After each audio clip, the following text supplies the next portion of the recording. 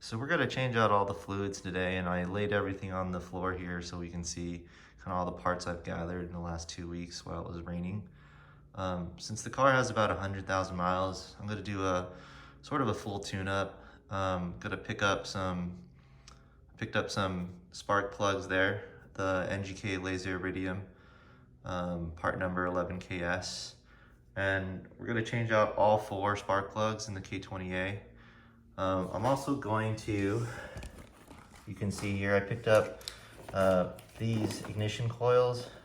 Usually don't have to change these out, but since I really don't know the condition of the car, I'm just gonna change them out anyway, so I picked these up as well.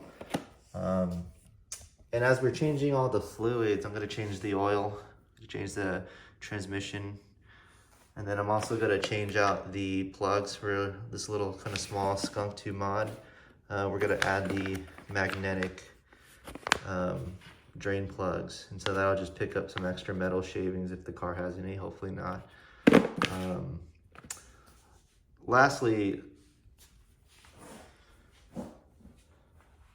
picked up this vacuum pressure pump brake bleed kit. You can usually just do it with a tube, but since it's just gonna be me today working on the car, it's just gonna make life a lot easier.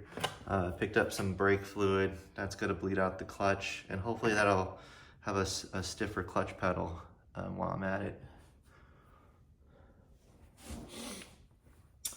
The car was missing a lot of parts, so I picked these up at the junkyard. A new valve cover, some holders to hold up the valve cover, a gas pump cap, and then also a radiator cap. A lot of the parts on the car were kind of aftermarket, and I just want to bring it back to OEM.